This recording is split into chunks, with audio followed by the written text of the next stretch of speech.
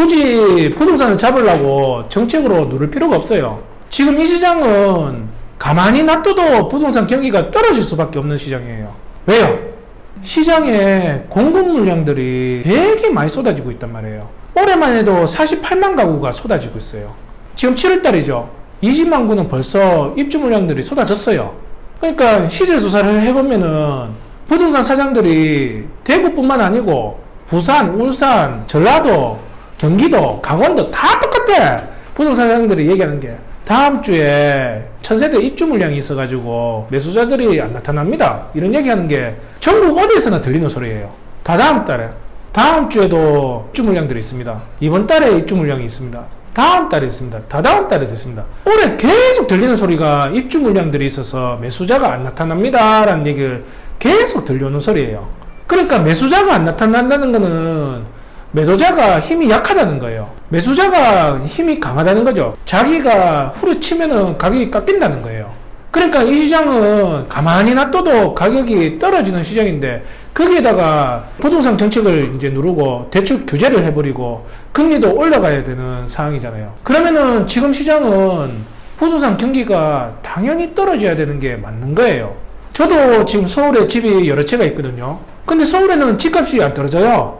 보합 아니면 살짝 올라가고 있어요. 제가 볼 때는 그거는 정상적이라고 보이는 건 아니에요. 서울에 인구가 많다고 하지만 주위에 있는 경기도권에 입주 물량들이 많기 때문에 보합이 되고 지금 올라가고 있다는 거는 제가 볼 때는 정상적이지 않아요. 물론 안 떨어지면 나는 좋죠. 지금 다른 지방 같은 경우에는요, 구미는 벌써 단합의 상태에서 깨졌습니다. 안 돼요, 안 돼. 왜? 구미는 왜 계속 그렇게 떨어졌을까요?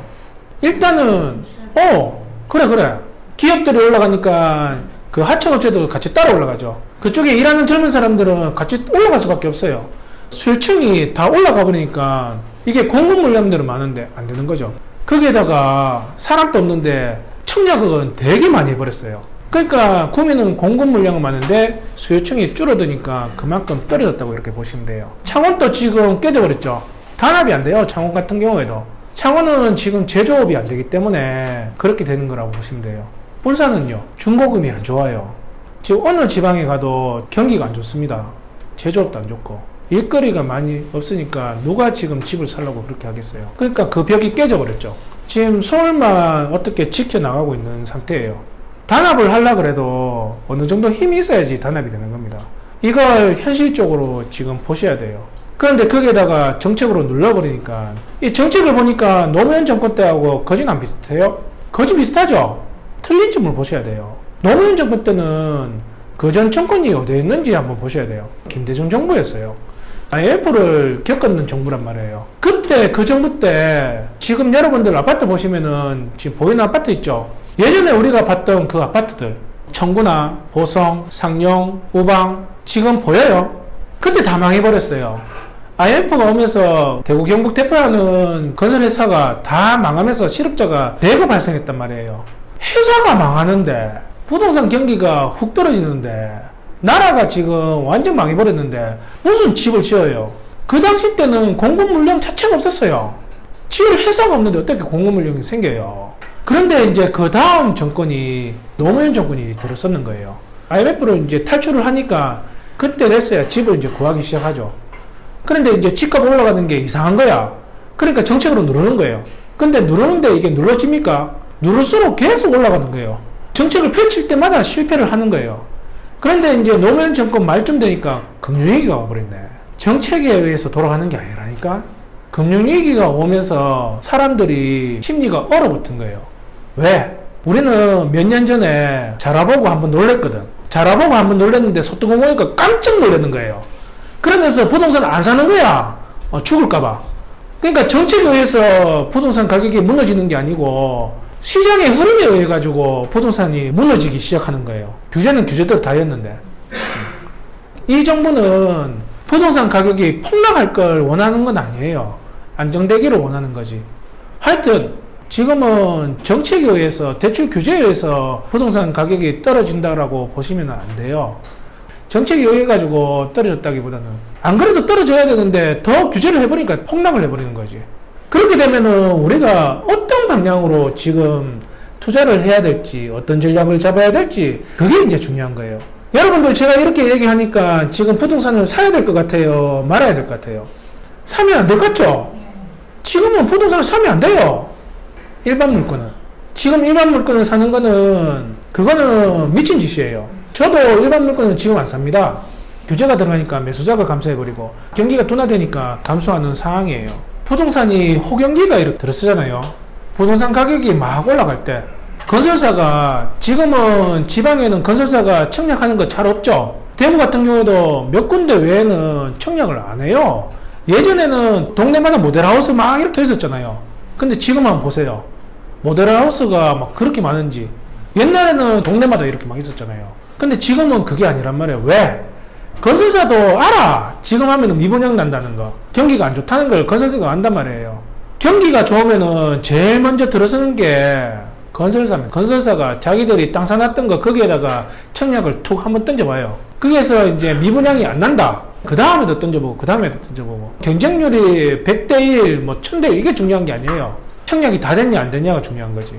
경기가 좋을 때는 저 같은 경우에는 2년 전이나 3년 전에는 분양권을 했습니다. 저는 경매를 안 했는 건 아니지만 포커스를 분양권에 더 집어였어요. 그때는 중도상환 수수료도 무이자도 많았단 말이에요. 계약금 2천만원, 계약금 3천만원만 있으면은 청약만 됐다. 그러면은 시점을 보고 피가 어느 정도까지만 올라간다 그러면 저는 팔고 나오고 그렇게 했단 말이에요. 저는 경매하는 사람이란 말이에요. 경매하는 사람인 저도 그때는 분양권이 돈이 되니까 분양권을 하는 겁니다. 경매가 무조건 정답은 아니에요. 경매라는 거는 시세조사를 잘해야 돼요. 시세조사가 안 돼 있으면은 입찰가를 선정을 못 합니다. 분양권도 똑같아요. 분양권은 아무거나 분양권을 하는 게 아니고 주위 아파트가 전세 가격이 어떻게 되는지 아니면 매매 가격이 어떻게 흘러가는지를 다 시세조사가 돼 있어야 돼요. 그랬을 때 내가 이걸 사면은 앞으로 얼마 정도까지는 올라가겠다. 그러면 내가 얼마 정도까지는 더 올라가든 말든 나는 그런 뒤로 빠져야지 하는 게 나와야 돼요. 근데 보통은 그런 시세조사가 안 되니까 부동산 사장들이 말하는 데서 휘둘리는 거야. 아유 사장님 지금 매수자들이 없어가지고 지금 아니면은 못 팝니다. 지금 빨리 내놔야 돼요. 지금 단돈 1000만이라도 낮춰가지고 팔 수 있을 때 파시죠. 팔지 말아야 되는데 팔아야 되는데 아이고 조금만 더 지켜보시죠 뭐 이런 말에 누구 뭐 2000 더 올라갔다 이런 얘기에 안 팔고 있는 거야. 지금 이게 호가인데 시세조사가 안 되니까 기가 팔랑팔랑 거리는 거예요. 이 좋은 말에 나쁜 말에 휘둘려 버리는 거예요. 근데 경매라는 거는 시세조사가 안 되면은 입찰가 자체가 안 나옵니다. 제가 항상 얘기하는 게 부동산이라는 종목은 경매만 있는 게 아니고 일반 물건도 있고 금매 물건도 있고 분양권도 있고 땅도 있고 그리고 원룸도 있고 상가도 있고 되게 많은데요. 기본이 시세조사가 안 돼 있으면은 부동산 자체를 못 하는 거예요. 상가 신규 분양하는 거 있죠. 여기는 300 받을 수 있고 이자 한 100만 정도 나가니까 기존에 월급 받던 만큼 나오니까 얼마나 좋습니까? 이런 말에 막 6억을 엮고 막 8억을 엮고 10억을 엮고 하는 거예요. 저는 호경기 때 분양권을 했어요. 시세조사를 다 해가지고 그렇게 했는 겁니다. 그랬을 때 어느 정도 내가 생각했던 거 이상 나오면은 저는 던지고 나왔어요. 미련 없이. 물론 던지고 나왔는데서 더 올라간 것도 있어요. 떨어진 것도 있었지만 그거 밀어는 안 가져요. 돈 벌었으니까. 그거 말고도 다른 분양권을 두세 개를 더 잡을 수 있는데 호경기 때는 분양권이 좋으면 분양권을 해야 돼요. 잘 조사해가지고 어떻게 작업을 쳤으라도 해가지고 금매 물건도 잡아가지고 취득을 해야 돼요. 호경기 때는요 단돈 100만원으로 올라갑니다. 한 달 뒤에 1000만원, 2000만원 또 올라간단 말이에요. 미친 듯이 올라가요. 그러니까 내가 어느 정도 적정성을 딱 보고 던지고 나올 수 있어야 돼요. 그거는 조사에서 나오는 거예요. 조사에서. 근데 지금은 부동산 경기가 좋습니까? 안 좋습니까? 안 좋죠? 네. 지금은 그런 호경기가 아니에요. 그때 안 했잖아. 왜 안 했어? 분양권이 재밌으면 분양권을 해야지. 지금은 호경기가 아니니까 분양권을 하면은 안 되는 시기입니다. 특히 이 지방 같은 경우에는. 저는 찝찝해가지고 금매 물건도 잘 안 사요. 지금은 부동산 시장이 불경기입니다. 불경기. 그러면 이제 돈 좀 벌었으니까 저 구석에 이제 짜그리 가가지고 숨어 있어야 되냐? 그게 아니라고. 부동산 투자를 하는 데서는 쉬는 날이 없습니다. 경기가 좋으면은 경기가 좋은 대로 전략에 맞춰가지고 도구를 써야 되고요. 그 도구가 뭐냐? 불경기 때는 경매로 구입을 하든지 공매로 구입을 합니다. 어떻게? 못해도 3, 4천원 더 밑으로 떨어뜨려 가지고 구입을 해요. 부동산 경기가 되게 좋았을 때보다는 지금이 저한테는 한금기에 이제 접어들었는 거예요. 지금 이 시장은요, 매수자가 안 나타나는 시장입니다. 사람들이 일반 물건을 구입하는 시기가 아니에요.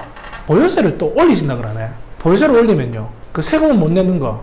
앞으로 서울권에 있는 10억짜리 아파트는 줄줄이 나옵니다. 지방에 있는 원룸이나 7, 8억 되는 부동산들 있죠. 공매로 이제 쏟아지기 시작할 거예요. 그런 걸 저렴하게 사면 되죠. 여러분들이 생각하는 그런 시세 차익이 아니에요. 제가 지금부터 여러분들한테 보여줄 물건들이 다 그런 거예요. 우리 교육생들이 경매를 어떻게 받는지를 한번 보여줄게요. 우리가 경매를 하는 이유는 뭐냐면은 돈을 벌기 위해서 경매를 하는 거란 말이에요. 그런데 그 목적이 안 맞춰가지고 경매하는 사람들이 아직도 있어요. 시세대로 살 것 같으면 경매를 하지 말아야 돼요. 차라리 금매 물건 사는 게 낫지. 왜 그런 얘기를 하냐. 경매로 산다는 거는 마음고생을 그만큼 많이 하니까 경매로 저렴하게 사는 겁니다. 내가 이걸 위해서 시술서도 해야 되고, 그럼 입찰가를 고민하는 데서 다크스컬이 막 요만큼 내려오면서 진짜 입찰가를 선정을 해야 되고요. 낙찰돼야 되니까. 낙찰이 되면 이제 그때부터 시작입니다. 경매는. 낙찰받으면은 명도 대상자를 만났는데 이 사람을 앉힐 건지 내보낼 건지에 대해서 막 얘기해야 되는데, 대부분의 명도 대상자는 내가 이 사람한테 돈을 빌린 적이 한 번도 없는데 살아가면서 이 사람은 처음 봤는데 내한테 꼭 돈을 빌려주는 것처럼 막 500만 원 내놔라 이런 얘기를 해요. 내가 이 사람한테 피해준 것도 아니고 지가 잘못해가지고 보증금을 전소유자한테 못 받은 건데 내한테 막 못 받는 것처럼 닥달을 해요. 이거는 정상적인 게 아니야 라고 계속 달개주고, 속에서 막 이렇게 올라오는데도 꼭 눌러가지고 괜찮아 괜찮아 내가 위로해줄게 하면서 위로도 해줘야 되고, 그러면서 이 사람을 잘 해가지고 내보내야 된단 말이에요. 그렇게 해도 돈을 줘야 돼. 이사비를 챙겨줘야 된단 말이에요. 거기다가 관리비도 어떤 경우에는 내가 대신 내줄 때도 있어요. 이거는 무슨 복지를 위해서 태어난 것 같아요. 이 사람한테 이사비 주라는 법이 없어요. 그냥 이 사람을 강제 집행하면은 비용이 발생하니까 법원에 돈을 주느니 안 좋은 꼴 보지 말고 얘한테 그냥 그 돈을 주는 거지. 근데 거기 들어앉아 있는 사람은 경매로 받았으니까 네가 돈 다 내야지 이런 식으로 이상한 심보가 있다니까. 그걸 잘 달게해야 돼. 그러면서 마음고생을 해요. 성격 같아서는 불의를 보면 나는 못 참는 성격인데 불의를 보고 참아야 되는 게 경매예요. 그래 내보냈어. 내보내면은 이제 수리하는데 수리 비용을 어떻게 쓰든 내가 저렴하게 해서 깨끗하게 만들려고 노력해야 돼요. 그리고 이제 수리를 했다 그러면은 새 넣는 것도 부동산 사장한테 잘 보이려고 예쁜 말도 하고 그러면서 이제 새도 놔야 되고, 그런 마음고생 하는 대신에 저렴하게 사야 되는 거예요. 그렇게 마음고생하면서 경매를 하는데 시세대로 사버리면은 그거는 잘못된 경매죠. 그럴 것 같으면 일반 물건을 사야 되는 거죠. 일반 물건을 여러분들이 왜 비싸게 사는 줄 아세요? 내가 일반 물건을 산다는 거는 그 집을 일단 사기 전에 내가 다 이렇게 볼 수가 있어요. 그 아파트를 샀다 그러면요. 그 아파트를 샀다 그러면은 이 사람이 나갈 때 이사 나가니까 우리가 이사비 줍니까?